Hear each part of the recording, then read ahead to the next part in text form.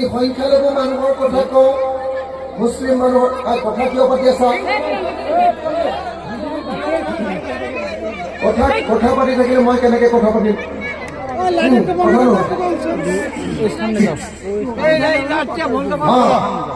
মই আকৌ এবাৰ কৈছো যে আজি সংখ্যালঘু মানুহ অসমত শান্তিৰে বসবাস কৰিব নোৱাৰে টুপি পিন্ধি দাড়ি থাকিলে লুঙি পিন্ধি বা মহিলাবিলাকে হিজাব লৈ যদি ইয়াৰ পৰা যদি কিবা কাৰণত গুৱাহাটীলৈ গৈছে একদম ভয়ে ভয়ে যাব লাগে হয়নে নহয় হিন্দুত্ববাদী RSS বিজেপি বজৰং দলৰ কোনোবা মানুহে আহি আকৌ আমাক ৰাস্তাতে মাৰপিট কৰে নেকি বুলি ভয় থাকিব লাগে হয়নে নহয় ৰাইজ হয়নে নহয় হয়নে আইসকল ভয় লাগে নে নালাগে ভয় লাগে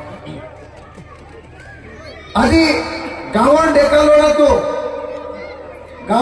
ল'ৰাটো বিল্ডিঙৰ কাম কৰিবলৈ যায় গাঁৱৰ ডেকা ল'ৰাটো ইটা ভাটাত কাম কৰিবলৈ যায় গাঁৱৰ ডেকা ল'ৰাটো ৰাস্তাৰ কাম কৰিবলৈ যায় বা খেতিৰ কাম কৰিবলৈ যায় যাওঁতেও মাক আৰু দেউতাকে আব্বা আৰু আম্মাই টেনশ্যন লৈ থাকিব লাগে যে মোৰ ল'ৰাটোক কোনোবাই আকৌ কাম কৰা জেগাত মাৰপিট কৰিছে নেকি হয়নে ফোনটো ল'ৰাটোৱে ফোনটো কৰিলেই লগে লগে জাপ মাৰি কৰি ধৰেগে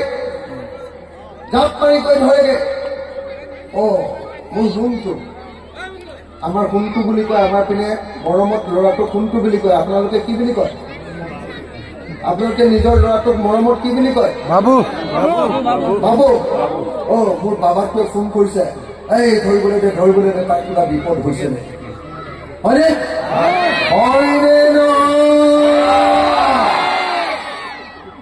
গুৱাহাটীলৈ কাম কৰিবলৈ যোৱা ল'ৰাটো ডিব্ৰুগড় বা যোৰহাটলৈ কাম কৰিবলৈ যোৱা ল'ৰাটো তাক কিজানি কোনোবা হিন্দুত্ববাদীয়ে আইডেণ্টিটি কাৰ্ড চাই দেখিলে যে ই মুছলিম ল'ৰা লগে লগে তই বাংলাদেশী কিয় আমাৰ ইয়ালৈ আহিছ এই বুলি কাণত ধৰালে আঁঠু কঢ়ালে আৰু তাৰপিছত ভিডিঅ' কৰি টিভিত দি দিলে ফেচবুকত দি দিলে আৰু তাৰ জীৱনৰ কাৰণে গোটেই ইজ্জত শেষ কৰি পেলালে হয়নে নহয় ৰাইজ হয় মানুহ কেনেকুৱা কৰিছে নে নাই ইহঁতি বিজেপি RSSৰ চৰকাৰে আৰু ইহঁতৰ লগৰবিলাকে এইটো কৰিছে নে নাই সেইকাৰণে প্ৰত্যেকজন সংখ্যালঘু মানুহে বুকুত এই কথাটো লৈ আছে যে কোনদিনা এই চৰকাৰখনক ব্ৰহ্মপুত্ৰত দলিয়াই দিয়া হয়নে নহয় শ্ৰদ্ধেয় ৰাইজ আজি এজন সংখ্যালঘু মানুহে কি কৰিছে তেওঁ এনেকুৱা অৱস্থা কৈছে যে নদী খহনীয়াত পৰি গ'ল তেওঁ ঘৰটো ভাগি গ'ল তেওঁ টিংকিখন লৈ আহি চালিখন লৈ আহি তেওঁ কি কৰিছে 2 কিলোমিটাৰ দূৰত ক'ৰবাত চৰকাৰী মাটি এডোখৰত এনেকে তম্বু এটা কৰিছে তম্বুটো তৰাৰ লগে লগে টিভিত হাল্লা হৈ গৈছে এই বাংলাদেশী নতুনকে আহি আমাৰ মাটি দখল কৰিছে হয়নে নহয় তাৰপিছত হিমন্ত বিশ্ব শৰ্মাৰ পুলিচে বুলডোজাৰ লৈ আহিলে আৰু ৰাতিৰ ভিতৰতে ঘৰটো ভাঙি থৈছে ইমান যে মানুহৰ ঘৰ ভাঙি হিমন্তই তেওঁৰ চৰকাৰখন চলাই আছে কিমান সংখ্যালঘুৱে কান্দি দিন কটাইছে কিমান সংখ্যালঘু মানুহৰ অন্তৰখন ভাগি গৈছে হৃদয় ভাগি গৈছে যে আমি ইয়াত থাকিব পাৰিম নোৱাৰি অসমতে আমি সদায় এনেকে অত্যাচাৰ থাকিব লাগিব নেকি বুলি কান্দি থাকে হয়নে নহয়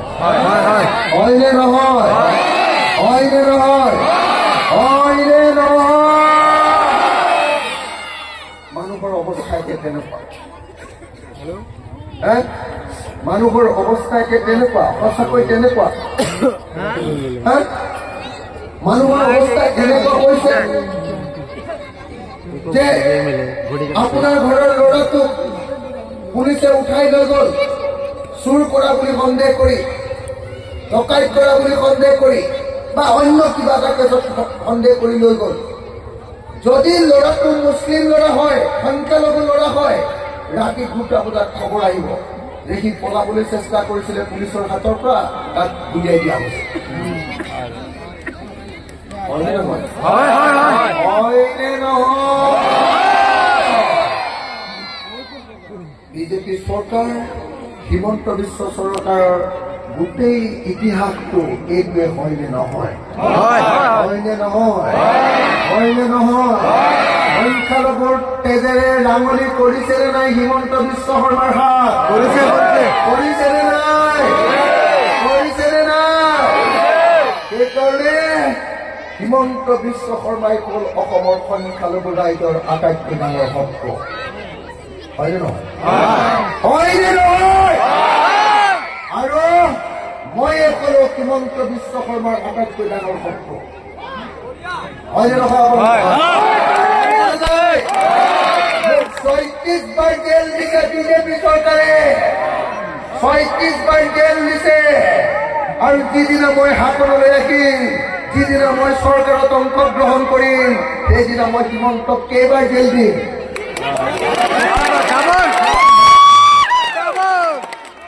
100 বাৰ জেল দিম, 100 বাৰ। কাইলৈ সোমোৱাম, কাইলৈ ওলাইছে পৰহিলে সোমোৱাম।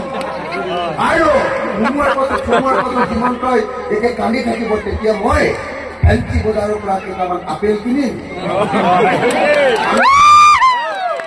পানীয়ে বটল ল'ম আৰু খবৰ কৰিবলৈ যাম। কি খবৰ, ভালে আছেনে আপুনি? হয়নে নহয়? সেই সপোনটো পঢ়ি ৰাখিছো। হয়নে নহয়? হয়নে নহয়? মই সেইকাৰণে বেলেগ একো কথা নকওঁ। আমি 2026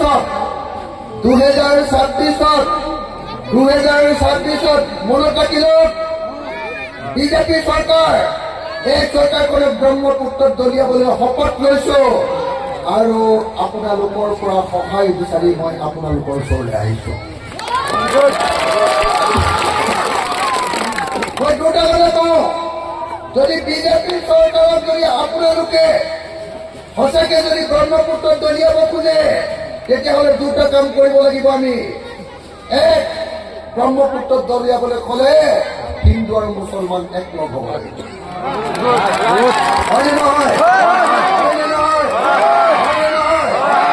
আৰু 2, কংগ্ৰেছ আৰু ৰাইজৰ দল একলগ হ'ব লাগিব। হয়নে নহয়? হয়নে নহয়?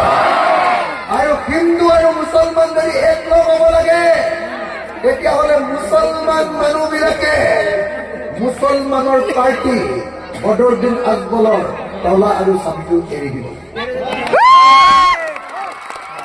তেতিয়াহে হিন্দু মানুহবিলাকে বিজেপিৰ পদুম ফুলটো এৰি পেলাই দিব। বুজি পাইছেনে নাই? ধৰিব পাৰিছেনে নাই? গতিকে আপোনালোকক সুধিছো, আকৌ তলা চাবিত কোনোবা ভোট দিয়া মানুহ আছে নেকি? তলা চাবিটো অন্তৰৰ পৰা ভিজাই দিয়ে। হয়নে নহয়? একদম বাদ দি দিয়ক, বাদ দি দিয়ক। আমি যেনেকে পায়খানা কৰিলে, হাগিলে পায়খানা কৰিলে, তাৰপিছত আকৌ সেইটোকে নেচাওঁ, এইটো গৌৰৱ। হয়নে নহয়? তেনেকে এইটোকো বাদ দি দিয়ক। এইটো থাকিলে মুছলমান মানুহে কেতিয়াও শান্তিত থাকিবলৈ নালাগে। হয়নে নহয়? যিমান দিন আপোনালোকে তলা চাবিত ভোট মাৰিব, সিমান দিন আপোনালোকক বাংলাদেশী বুলি মানুহে গালি পাৰি থাকিব। হয়নে নহয়? আৰু 2 নম্বৰ কথাটো, যদি আপোনালোকে ইয়াৰ তলা চাবি এৰি দিয়ে, তেতিয়া হিন্দু মানুহে গম পাই যাব যে মুছলমান সাম্প্ৰদায়িক দল AIDFক এৰি দিলে, চাচাক এৰি দিলে। গতিকে হিন্দু সাম্প্ৰদায়িক দল বিজেপি, পদুম ফুল, মামাক আমিও এৰি দিব লাগে বুলি, তেতিয়াহ'লে আপাৰ আছামৰ মানুহটো বিজেপিক বিদায় দিব। আৰু তেতিয়া আমি হিন্দু আৰু মুছলমান একলগ হৈ যাম, সেইদিনাই হিমন্ত বিশ্ব শৰ্মাই কান্দি কান্দি ক্ষমতাৰ পৰা আঁতৰি যাব লাগিব আৰু তেওঁক আমি একেলগতে ব্ৰহ্মপুত্ৰত দলিয়াই দিব পাৰিম। হ'বনে নহ'ব? হ'বনে নহ'ব? 2 নম্বৰ কথাটো হ'ল কংগ্ৰেছ আৰু ৰাইজৰ দল একলগ হ'ব লাগে। মই ৰাইজৰ দলৰ সভাপতি, মই চবৰ সন্মুখতে কৈ গৈছো যে মই কংগ্ৰেছ দলৰ লগত একেলগতে 2026 চনৰ ইলেকশ্যন খেলিব খোজো, কিন্তু কংগ্ৰেছটো টেঙৰ বস্তু হয়। MP ইলেকশ্যনত 14টা চিটৰ আমাকতো দিয়াই নাই, বেলেগক অকল এটাই দিছে, 13টাক খেলিছে, জিকিছে অকল 3টা, তাকো মই জিকাইছো। হয়নে নহয়? বদৰুদ্দিন আজমলক সৰুৱাই ৰকিবুল হুছেইনক জিকোৱাত মোৰ ভূমিকা আছেনে নাই? উজনি অসমত যোৰহাটত হিমন্ত বিশ্ব শৰ্মাই 100 কোটি টকা লৈ গৈ বহি লৈছিলে। মই হাতত ধৰি গৌৰৱ গগৈ মানুহৰ মাজলৈ লৈ গৈ কলো যে সাৱধান, বিজেপিৰ পাল্লাত নপৰিবা। গৌৰৱ গগৈক ভোট দিয়া, ৰাইজে 1.5 লাখ ভোটত জিকাই দিছে। তো মই তেওঁলোকক সহায় কৰিছো, কিন্তু সহায় কৰাৰ পাছত তেওঁলোকে একবাৰৰ কাৰণে মোক ধন্যবাদো নিদিয়ে, ৰাইজৰ দলে ভাল কাম কৰিছে বুলি নহয়। তাৰ পাছতে উপ নিৰ্বাচন হ'ল, বাই ইলেকশ্যন 5টা চিট ওলালে। বঙাইগাঁও বিহালী এটা চিটো বাকী কেৰি নিদিয়ে, কৈছিল নাই আপোনালোকে এৰি দিব, আমি অকলে খেলিম কংগ্ৰেছ। এইবাৰ পঞ্চায়ত ইলেকশ্যনত ক'লো বোলো আপোনালোকে যোৱাবাৰো অকলে খেলিলে, এইবাৰ আমি একেলগে খেলো, আমাক বেছি নালাগে, 1-2টা চিট দিয়ক, বাকী চব খেলক আপোনালোকে, আমি গৈ কেম্পেইন কৰি দিম। কংগ্ৰেছে ক'লে বোলে আমিতো দি দিলে আমাৰ পাৰ্টীৰ মানুহবিলাক গুচি যাব নহয়, মোক কেনেকে কয়? তাৰপিছত মই পিছত লিডাৰজনক সুধিলো কেলে নিদিলে, কেলে এৰি নিদিয়ে চিট এটাও?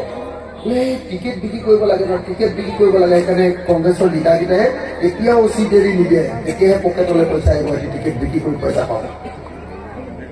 কংগ্ৰেছটো টেঙৰ পাৰ্টি, সেইকাৰণে মই আপোনালোকক কবলৈ আহিলো, 26ত যদি বিজেপিক হৰুৱাব লাগে, মুছলমান মানুহে সদায় সদায় কংগ্ৰেছক ভোট দি আহিছে, আপোনালোকে কংগ্ৰেছক কৈ দিব লাগিব যে 26ত যদি ৰাইজৰ দলৰ লগত একলগ নোহোৱা, তোমালোকে বিজেপিক হৰুৱাব নোৱাৰা, আৰু যদি বিজেপিক তোমালোকে হৰুৱাব নোৱাৰা, তোমালোকক আমি ভোট নিদিম। হয়নে নহয়? হয়নে নহয়? হয়নে নহয়? মই চব সংখ্যালঘু ৰাইজক, মুছলমান ৰাইজক মই অনুৰোধ কৰিছো, আপোনালোকে কংগ্ৰেছক কৈ দিয়ক যে অখিল গগৈক নললে তই উজনি অসমত এটাও চিট নাপাওঁ। হয়নে নহয়? গতিকে অখিল গগৈক লগত ল, আৰু অখিল গগৈক লগত লৈ যদি উজনি অসমত তই অখিল গগৈৰ লগত খেল, নামনি অসমত 1-2টা চিট অখিল গগৈক দি দে, তই একেলগতে খেল, একেলগতে চৰকাৰ কৰ, একেলগতে চৰকাৰ কৰি বিজেপিটোক খেলি ল, তাৰপিছত কি হয় দেখা যাব। হয়নে নহয়? সেইকাৰণে মই আপোনালোকক সকলোকে কৈ গলো, কংগ্ৰেছক একদম জনাই দিয়ক যে এইবাৰ 26ত যদি তহঁতি লগ নহ, তেতিয়াহ'লে কিন্তু তহঁতক ভোট নিদিও, আমি ৰাইজৰ দলকে ভোট দিম। একবাৰ এই বুলি কৈ দিলে কংগ্ৰেছ লগ লাগি যাব। বুজিছে নে নাই? সঁচাকে বুজি পাইছে নে নাই? পাইছে নে নাই? সকলে ভয় পাইছে নে কথাটো? কংগ্ৰেছ আৰু ৰাইজৰ দল, হাত আৰু গেছ চিলিণ্ডাৰ, এই দুইটা এক লগ হলেহে আমি বিজেপিৰ পদুমক হৰুৱাব পাৰিম। হয়নে নহয়? সেইকাৰণে মই আপোনালোকক এই কথাকেইটা কবলৈ আহিলো। এতিয়া আমি এইবাৰ নিৰ্বাচনত আপোনালোকৰ ইয়াত অকল এজন জিলা পৰিষদ দিছো, এজন জিলা পৰিষদ, মোৰ ভাই মণিশংকৰ গয়াৰী। সকলোকে জোৰকে হাত তালি বজাই মই আপোনালোকক অনুৰোধ জনাইছো যাতে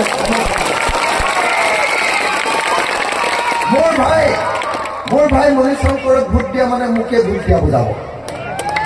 মোক ভোট দিবনে নিদিয়ে? আপোনালোকে দিবনে নিদিয়ে? চিনটো কি?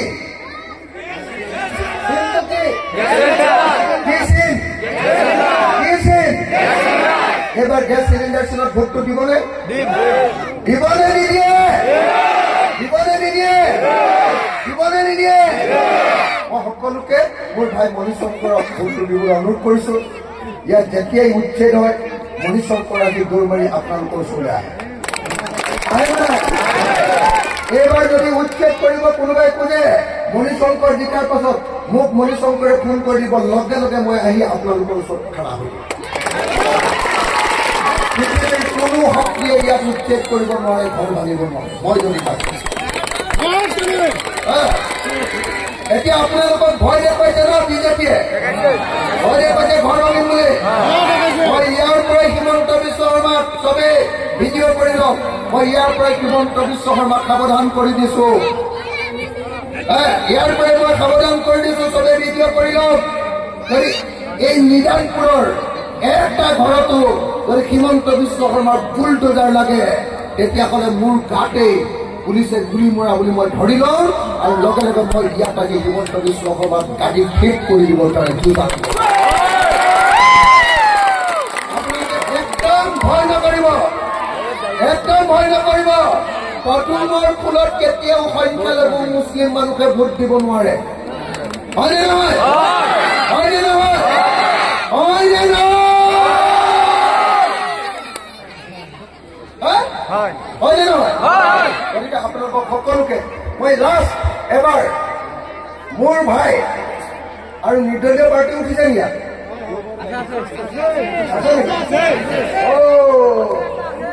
ফুলনি মানে বাগিচা, বাগিচা মানে ফুলনি।